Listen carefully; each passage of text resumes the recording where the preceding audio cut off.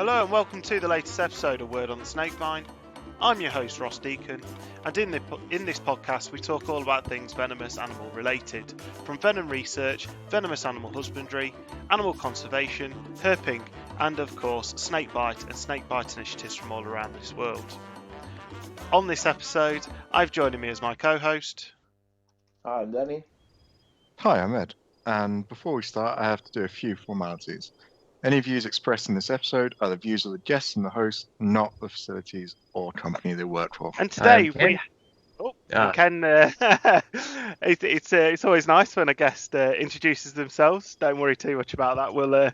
So this is Ken Waterhouse, everybody. He is one of the members of the Helping Hands in Snake Safety group in Zambia, and today he's going to come on to talk to us about the snake bite conflict in Zambia, and kind of the work that they're doing, kind of how he got into it, and kind of talk about that kind of area, because I think we can all agree that Zambia is one of the more forgotten about places in the snake human conflict in Africa. I think obviously West Africa and East Africa gets a lot more attention, and South Africa seems to have it quite sorted in some ways compared to other countries. And I think Zambia is one of the countries that gets quite forgotten about, which we'll learn a little bit more about as we go through this episode.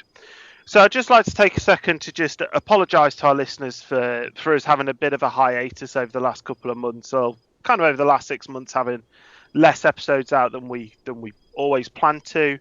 But obviously, as you can all probably appreciate, recently with COVID-19 and such forth, and having such a global reach regarding to guests that come on to talk about those things, these people are usually involved in the medical systems in their countries, and obviously with the current times and with what's happened this year, we've been struggling to get people on the phone and such forth, and also ourselves. Obviously this is time of change for all of us, and trying to understand how this change affects us all is really big. So just like to say, please do stay safe, keep the personal hygiene levels up, and just keep yourself and your families happy and healthy as much as you possibly can in this unprecedented time.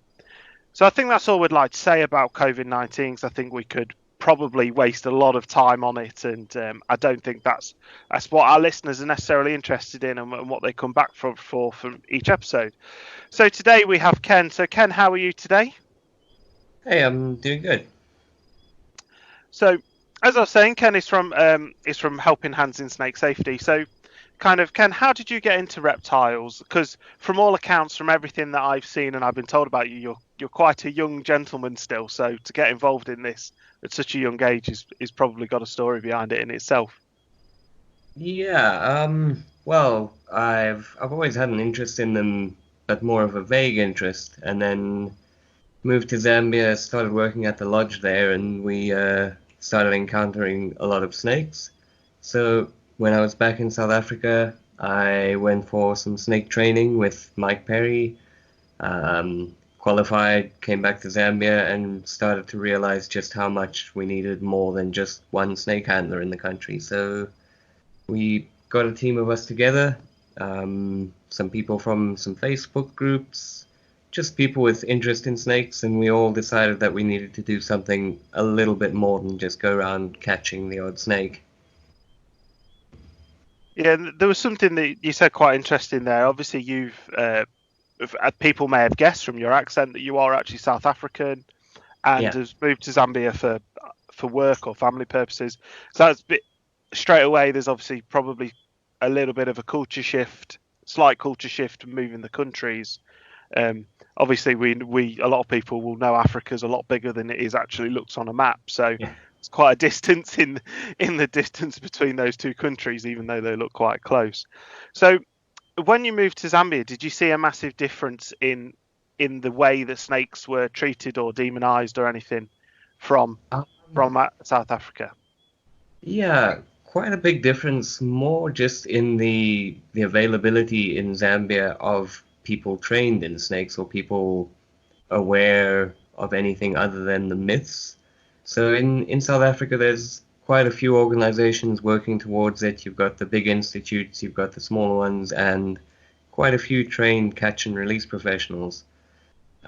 With South Africa being a big country, you still see quite a lot of see a snake, kill a snake attitude, but definitely a lot less than in Zambia. When I moved there, and in the last 3 years since I've been there, we've been working hard at this through the Facebook group, through HISS. But the general attitude is, if you see a snake, the snake should be dead, regardless of what snake it is, whether it could kill you, whether it's dangerous or not. It's just that the mentality that snakes are evil, they're out to get everyone, and that they attack people, which probably one of the main things we're trying to do is just dispel these myths with evidence and showing and proving. But yeah, quite a big difference between South Africa and Zambia. And I think that's one of the things that is probably one of the reasons why the snake bite conflict, well, the snake human conflict in Zambia is probably quite a lot bigger than people realise. Because of that attitude. Yeah, I think we get a lot more snake bite than is actually reported in the country as well, because the traditional healing aspect of it. So people would rather go to a traditional healer than seek medical advice in the case of a snake, just given that it's surrounded by so much myth rather than fact. Yeah, and I know that's obviously some of the work that you guys at HHISS are trying to do with, and obviously you've had help with from Health Action International, which is an episode that we've had on previously, which they spoke about it. So you were saying, so kind of, what are the numbers around snake bite in Zambia, and kind of, and what are the treatments around that? I would love to be able to answer that question for you. The problem is that with the medical care in Zambia in general being quite poor, figures for a common disease, but with snakebite being a neglected tropical disease, it's almost impossible for us to get reliable figures. That would be actually one of the things we're working on. One of our board members, Ephraim Piri, is actually involved. He's a pharmacist, and he's involved in some of the studies they're busy conducting about that. But right now, I could guess figure, and that's just how bad it is. And that's something that we've obviously heard a lot of from a lot of other people. However, they do seem to have a little bit better grasp as regards to a base figure, unlike you guys. Yeah. I think that's one of the reasons why you guys have maybe classed as a bit of the forgotten country regarding this. Yeah, very much. It's as finding out, just doing a little bits and pieces of research ready for this episode, kind of, you can see that kind of actually, other than yourselves, there's nobody really working on this in the country that you can see from an online presence. Yeah, there's very little going on. I mean, we've had there was Snakes Alive Zambia, but it's an organization that does training for mines and health and safety type of thing, not so much a research organization. And like you say, even in terms of just the knowledge of what snakes we have in the country, if you look at distribution maps for Southern Africa, we're looking at everything Zimbabwe and below. It's very hard to find a reliable distribution map, even just for the different snake species we have. So I think the last book that was released was published in 2006. We've discovered, I think, since then, 6 or 7 new species even. So everything in Zambia, like you said, it's the last country on the list. When you scroll down, it's ZA. It's not got a lot of attention from anyone anywhere until now. We're hoping that things like this will spread awareness about it, hopefully generate some interest, but it's a very small problem compared to the rest of the problems the country has, or at least it is in the government size right now. And I think, as you say, that doing stuff like this helps try and spread a little bit of knowledge from what's happening inside the country to hopefully people outside of the country. And that's one thing that we pride ourselves on as a podcast, is getting people like yourselves that aren't well known in the public field to a lot of people who are in the field, and giving you guys a platform to come and talk about your problems and talk about the issues and the work that you guys are doing. And I think that's something that hopefully we can get your message out there a little bit more. So, kind of, as you're talking about, you have since you've done the training course with Mike, you've then gone on to help others do the training course. Have you had a kind of a method to be able to do this? Have you been the guy training people, or have you gone to back to South Africa, taking people back to South Africa to get that training from Mike himself? It's been a bit of a mix at the moment, with the organization being quite young and funding being quite difficult to get, but without the visibility, as you're saying. We've actually done our first round of helping hands in snake safety training was done in Lusaka a month or two ago, if I remember correctly. It seems like since the COVID started, all time scales have gone, but it was about a month ago that we did the training, and we successfully 10 new handlers, and we had quite a few more people in the theoretical training as well. Then one lady that I know I did recommend to go to Mike, and she's been there and come back to Zambia. But other than that, we've struggled really to get the funding to subsidize it enough, because Zambia being a poor country, not many people have the money to pay for the training. So it's a catch-22 there. We've got to do the right kind of training, and to do that we need the right kind of money. But it's a hard place to get people to pay for that. So we're stuck in a rock and a hard place there.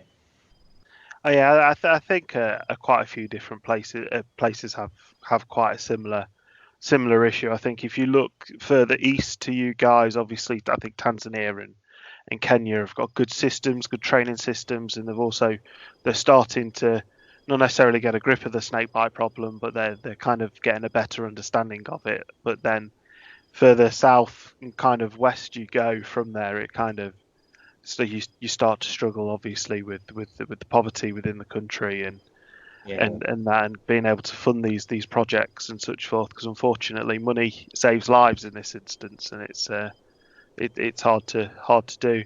And that's one thing that other guests have said as well, that they've had something similar issues too. So from there kind of, so how did HHISS actually start? Was it just you, or was it obviously you within collaboration with others? Kind of, how did it move forward? HHISS, it basically started. I got the training. I came back to Zambia, started doing catch and release on my own.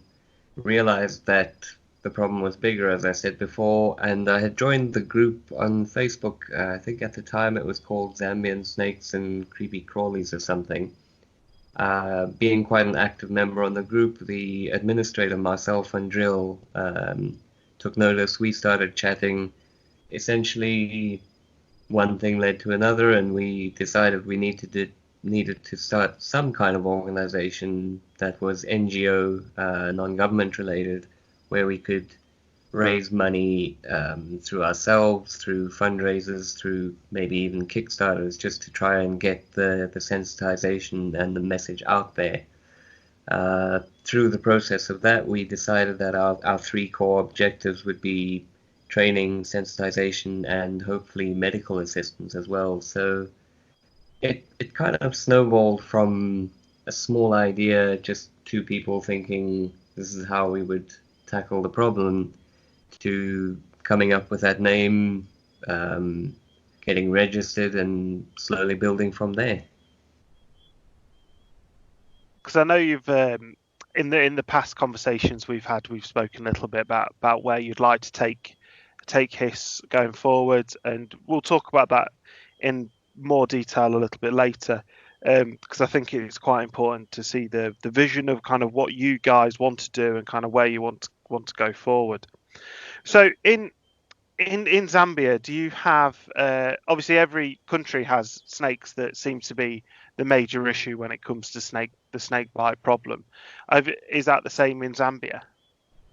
Yeah, well, we're some would say lucky, some would say unlucky. I would say we're lucky enough to have quite a few of the big venomous snakes with decent populations still. Obviously, we've got the black mamba, which would be the most serious bite you could get in Zambia, but then we do have the black-necked spitting cobra as well, with three components to that venom and no antivenom specifically designed to treat it. We can use the polyvalent SAVP, but it's not guaranteed to have the right effect. So that would be our most common serious bite, other than Mozambique spitting cobras, puff adders, and the Bibron stiletto. So it's very similar, a very similar set of snakes that you see going further south as well to Yeah, create these horrific. And as you say, it's more the unavailability of specific antivenom, so you end up with these horrific injuries that are debilitating to already poor families and yeah. poor people. I would love to say it's limited just to us not having the right antivenom, but the medical training, I'm not sure how it is across the world, but the medical training for snakebite here in Africa is not the greatest that it could be, not as good as it could be. So some cases you'd even have incorrect administration of antivenom, administration when it's not needed, or just incorrect first aid to a snake bite. So something as small as a stiletto bite to a thumb could end up in um, amputation of a limb, which really it shouldn't be. But when you have a snake bite that's treated incorrectly, or tourniquet or something like that, we see a lot of disfigurement, like you say, but unnecessary disfigurement. That's why one of the things we're trying to do is also get the knowledge out there on how to treat snake bites, or at the very least, the first aid for a snake bite. And that's probably one of the biggest issues that you guys will find with obviously being in quite a large country, is sharing that information Yeah. around to people in a way they can understand and do that Yeah. information to share that information correctly. So you're saying that you again, faith healers are a big thing within Zambia, and kind of people are still going to them. Is that the case with all? Is traditional medicine used for quite a lot of ailments still in Zambia? Yeah, there's quite a few things that people will go to a witch doctor, as they'd call them in Zambia, for everything from childbirth related problems to snake bite. I think we'd find more with a lot of the more common illnesses, people are being sensitized enough by government. They're going to hospitals. With snakes having so many myths around them, the preferred choice is a traditional healer, and traditional methods such as something they call the black stone they put on bites, or the cut and suck method, or simply tying off the limb that's been bitten. Tourniquet. Yeah, yeah, Yeah. Again, that's something that everybody always speaks about. That the traditional treatment methods for this is one of the big issues. So, with you guys, with the antivenom for you guys, do you guys have a ready supply of it in Zambia, or do you guys struggle with the supply as well? we struggle with the cold chain supply for good antivenom from South Africa. What we've noticed, or what I've noticed in a couple of the bites I've been involved with, is that we get imported antivenom which comes from India. The issue that we've seen with it, it's a dried product and it comes all the way over.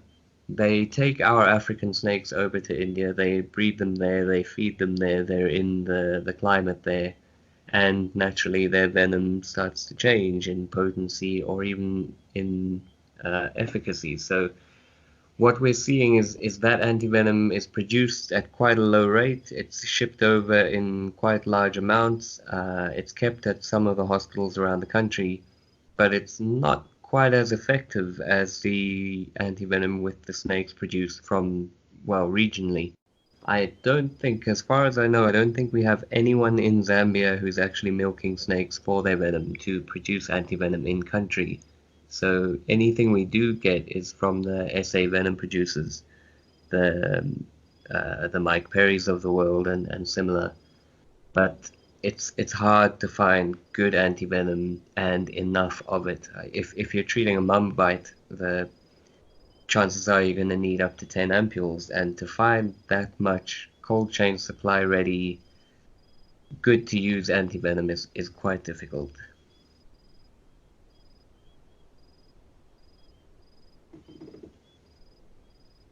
Hello? Sorry, I thought Ed just messaged me saying, "Oh, I had a few questions," and then there's a stay quiet, so it just confused me there a little bit. Also, now, and that can be that's understanding, obviously, with having to keep antivenom in cold chain. It's hard work for a lot of countries, but obviously an underdeveloped country, such as Zambia, you're probably finding only your main cities have got an undestructed cold chain of the acquired antivenom, and obviously only really private hospitals can afford to do that. But even then, we have generally at the moment we're going between 6 and 8 hours of load shedding. So even just basic electricity supply, unless you have a generator that kicks in automatically, that can interrupt your storage.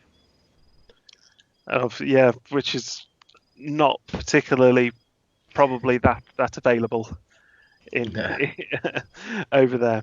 So as you were saying though, that a lot of country you're buying a lot of antivenom from India. I think that's something that we've seen quite a bit of. I think Ed probably has got probably quite a good knowledge of the issues around that with the work that he does. But I think it's becoming a bit of a problem. Is the supply from India of antivenom that, as you say, are ineffective. Got needing a lot of ampoules to be able to do so, and even though it's cheap, maybe spending for the better product is better in the long run. I would like to see more of that, but I think there are some channels which it goes through that I will not be able to impact very easily. Yeah, I think that's part and parcel of it. So, yeah. So my belief is according to Ed, his headset stopped working, so he's trying to ask questions, but unfortunately is incapacitated right in this second. Do you want to just drop off and drop back on, Ed, or sort that out? I would say I'd clip this out, but I don't like editing. So something that you've mentioned in the past that I'd like to actually talk about is that actually you've got a snake allergy, and you found out from being bitten a few years ago that is the case.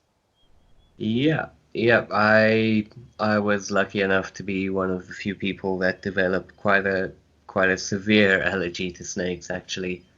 It's quite common among keepers of venomous snakes, especially with these spitting cobras around, to develop a hypersensitivity to the venom.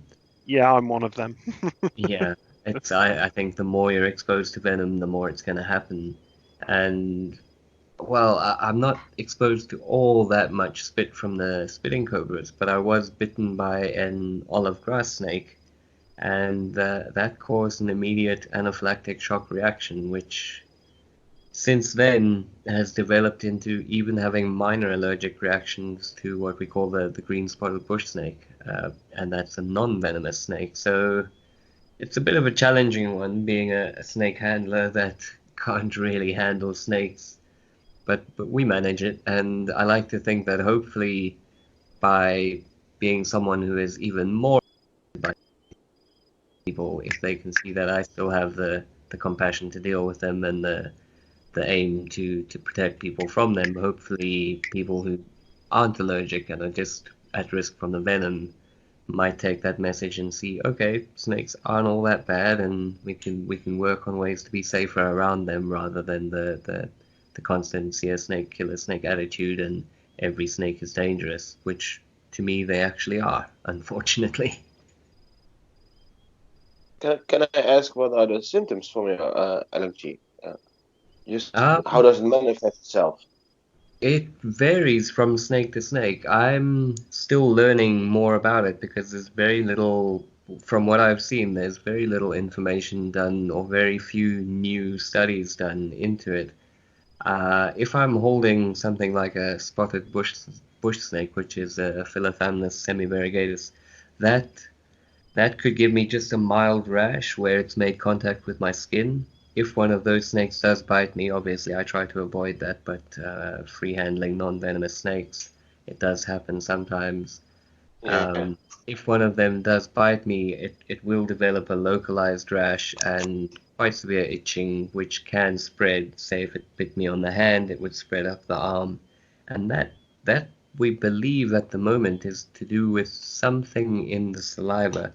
Given that venom is modified saliva anyway, we're trying to find the connection. So anything from a small rash or itching to a full-blown anaphylactic shock reaction where one of the main things that is affected the quickest would be my breathing and my airways. So, One thing I think you said that is really quite unusual and interesting is that you get symptoms from just holding a snake. yes. That's the first I've ever heard of that Yeah. off somebody. Yeah. And that's really is quite unusual. Do I was you quite know hoping you'd say you'd heard Well- of that before, and then I could find out more about it. Unfortunately, no, never heard of that. Obviously, being bitten by a non-venomous snake, as you say, it could be a reaction to something, to one of the particles within the saliva or within the bacteria within the mouth. But from the body itself, it's very unusual to. You'd think it's very unusual to get a reaction Yeah. to that. And the thing with it is it's not from every snake. So I'm trying in my own way to collect the data. I wouldn't, it sounds dangerous to say that, but not collect data deliberately handling snakes or mishandling snakes to test it, but when I'm exposed to snakes, measuring my reaction against them. For example, I can hold a common boomslang for half an hour and I won't have any effect from it. But then I hold something in the Philothamnus genus and I'll have an immediate skin reaction to it. So it's a little bit confusing. We're still trying to figure out exactly how it works, but right now... Do you get a reaction from stuff like Phomophis and stuff like that? Snakes that are Yes. known to do like the self-rubbing motion Yeah. where they produce a lipus fluid from the nostril, just behind the nostril, and then they rub that across the body. And I think Philothamnus are maybe known to do something similar, so that might be somewhere to start. That it's a secretion that they're making, that they're rubbing on themselves, that you're That's allergic the to. the worst reactions I get are actually from them. So it would probably be something to do with that, with the skin, the reaction just from touch. Unfortunately, being where I am, I don't have access to a lot of research, so all of this is good information for me. Because that's something that is a really interesting behaviour anyway. As we've spoken about, like for Mophid Day as a family, I really enjoy to keep, and I really love the family of snakes. But that's really quite interesting that if they were the ones that you would get the biggest reaction to from just touching them, it would make sense that it would be that fluid that they're known to rub over themselves. Yeah. Might be one of the issues, and that could be why with Philothamnus that you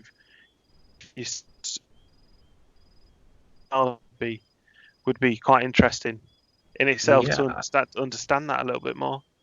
I The think I old start professor at studying a little bit more and see if they have the same behavior. Ed, you were about to say something? Oh, right.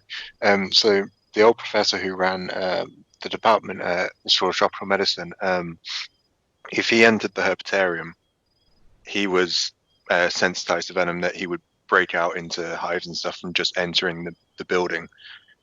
When he was doing extractions, he used to wear a full powered respirator and still develop allergic reactions through that. So highly sensitized people, unfortunately, seem to suffer just being around the snakes. Yeah, I've seen that being in the room with a spitting cobra can send me into quite a severe and fast-acting reaction. Yeah, being around spitters is definitely a lot worse. Yeah. It doesn't help at all when it's enclosed. That makes it even more fun for someone who is sensitized.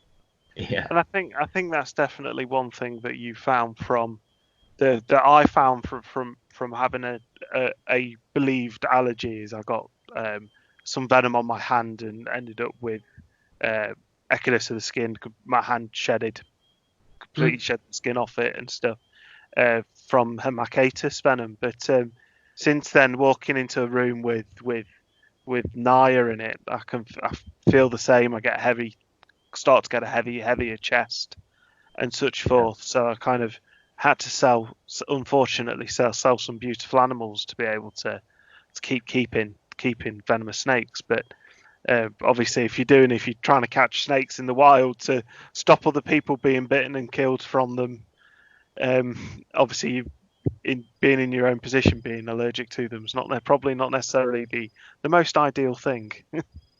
Not ideal, no. So what I do is I keep one EpiPen with me at all times, just in case I have a very serious or very fast reaction. But like you say, it's a bit of a catch-22, because if I'm sitting at home and it's 10 o'clock at night and I get a phone call from someone saying we've got a black mamba in our house, the houses are quite small and the roofs are quite low, and I know that the probability of there being a bite is quite high because the people will generally try to kill it if I don't come.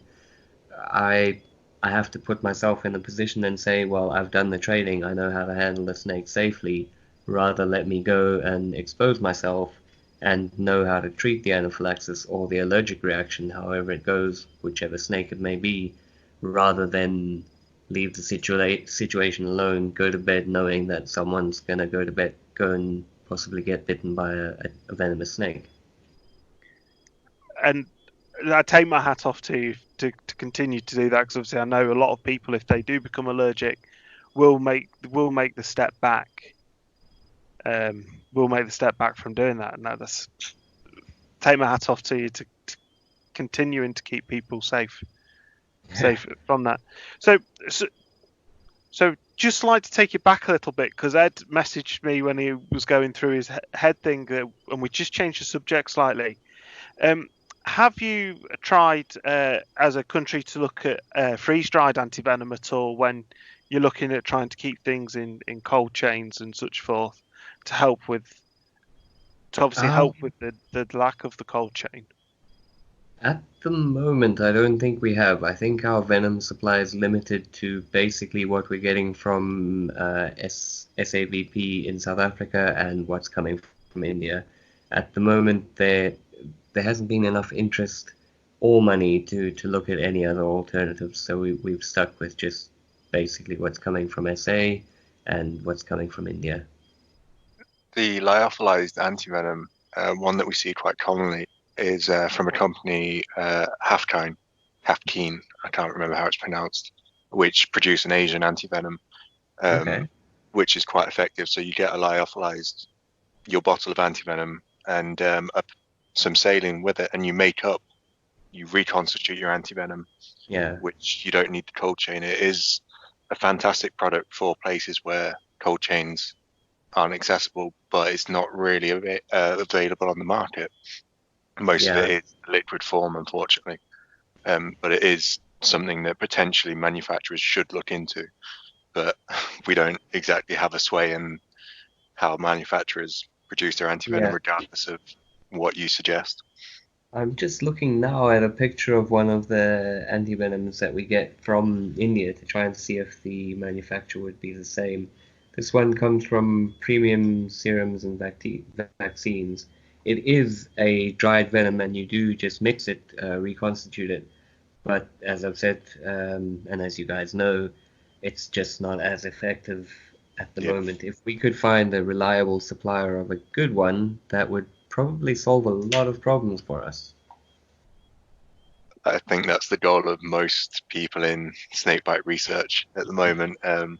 With the WHO's roadmap, that seems like it could potentially come about, which would be a massive positive. I But hope so. it's yet to come about. It's still 10 years for their roadmap, which doesn't seem that long in the scheme, like in the grand scheme of science. But when people's lives are on the line every day, it suddenly doesn't feel as impressive, unfortunately.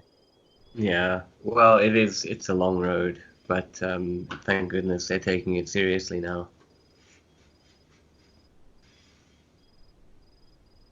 Yeah, definitely, and it's well and truly needed, and hopefully that'll include helping you guys more at HISS as well, and in Zambia as well. So I think that kind of leads us on to what Helping Hands is. Obviously, we currently know that you're doing snake removals and training as well. So what do you have planned for the future of HISS?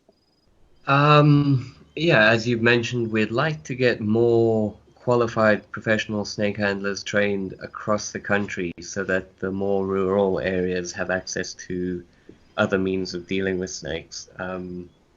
With that being expensive, time-consuming, and getting the correct training is quite difficult. More of what we're focused on is actually outreach programs, so trying to go to schools around the country and bring snakes into the discussion where we can, bring snakes into a classroom just to dispel myths and to educate people how to be safe around snakes. It's inevitable in a country like Zambia that most people you meet know someone who's been bitten by a snake or have been bitten by a snake themselves, and we feel that with a little bit more education around safe behavior, if you see a snake, what to do, what not to do, hopefully prevention could be better than cure in that case. The other main thing that we're trying to work on at the moment is working with the Ministry of Health in Zambia. They have a new unit dedicated to the treatment of tropical diseases and neglected tropical diseases based on the WHO's recommendations. So we're quite well connected with them at the moment. We're working on informational posters that can go out, with Zambia having, I think it's over 50 languages officially. Translating it even in just the most common 6 languages is quite a mission. But working with the Ministry of Health to get the information out there and to hopefully improve the training of doctors, the training of first aid responders, training of nurses in rural clinics, that would be the goal there.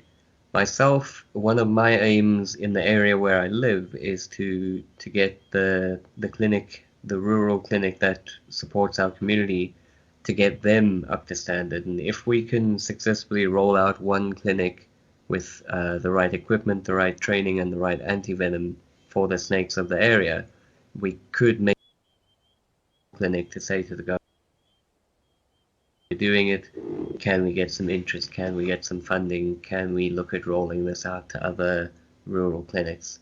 I stress the rural part because the big towns, the big cities do have major hospitals, and those major hospitals are fairly well equipped to deal with it, but that's not where all the snakes are. Most of the snakes are out in the rural areas where people are doing subsistence farming, clearing land, mining, those kinds of things.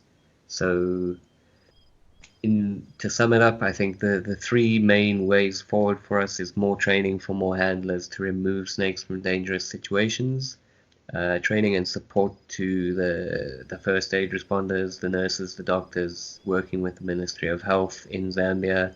And one of the easiest things for us to do, because it's a matter of getting in the car and going somewhere rather than getting funding, is the outreach programs, going to schools, doing talks, doing sensitizations, working through our Facebook group, actually, that if someone posts a picture or says here's a dead snake, we can say to them, maybe the next time consider not doing that and let us come over and talk to you, talk to the people you work with, give a talk, hopefully educate people in that way so that we don't have as many cases as we do at the moment. Yeah, and I think what you've said is sensible, trying to get that outreach to people. I think that's one thing that a lot of people are trying to do is to try and get younger generations to understand that this is the way to treat a snake bite. This is how you should be treating snakes and how we should be removing them from our houses, or we should be making a house more protected. Because I think sometimes teaching the younger generation can pull through. It will obviously become more commonplace as they get older, and the older generations, obviously, unfortunately, as his life will pass on, and it kind of makes things a little bit more habit rather than anything else. It's just to bring snakes into the discussion, really. They're not talked about in anything other than negative terms. So just to bring some of the positive aspects of them to light, not only their ecological benefit, but simply the control of rodents would be a big bonus to many people. So, as you say, sensitization, education, bringing it to the younger generation and hoping something sticks. Yeah, I think something will stick, and I think hopefully things are going in the right direction, and people like yourself and the organisations you're involved with HISS in Zambia can really help change, can help to move towards the change that's needed within these countries to help save people's lives. And the work you guys are doing is absolutely great, and I think, I'll say it again, to just take my hat off to you for continuing to risk your own life to help other people's lives. That's pretty incredible and noble thing to do. So just looking at the time, we've got plenty of time left. So obviously you've said you're kind of starting out. You kind of going to continue with the training and such forth within the country. So now I saw a list the other day. You've got a list of starting to sort out a list of approved snake catchers and relocators within the country, and obviously I think this hasn't been around for very long, from all accounts, from reading the posts and such forth. So is this network going to continue to grow? Well, you're hoping it will continue to grow.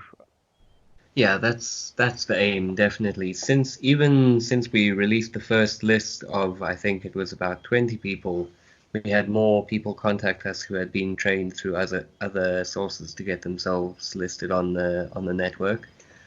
What we're seeing is that most of the people are based in the major cities, so we're still struggling to get the real reach into the far out places, but if all goes to plan and we can subsidize more training, then we should be able to start seeing this network grow, hopefully into the hundreds, which is where we really need it to be at the moment, just for the sheer volume of snakes that we're getting.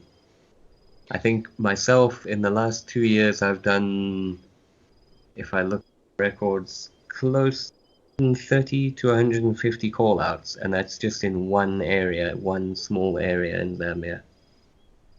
So there's a lot of conflict there that needs the help. That needs the help. So yeah, and I think that kind of puts us into a good place to end the episode. I think, because I think as something we are doing as we're coming back, we're trying to keep the episode shorter to make it easier for our listeners to listen to, and also for our guests to be able to kind of really highlight their information that they have, and that as well. So, and you've been an absolute great guest, Ken. So thank you so much for coming on, and hopefully this episode will help get your guys' messages out there, and we'll be sharing it all over Facebook and other social medias and such forth, and other forums, and hopefully you guys can do the same, and that would be really great for us to be able to help you get your message out there.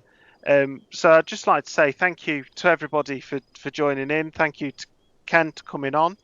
and also for you to please go to our website and for all our back catalogue of episodes, and please just listen, like, and share the episodes, and hopefully we can get people like Ken's and HISS's message out there about these countries that are hard hit by this snake-human conflict and are in desperate need of help.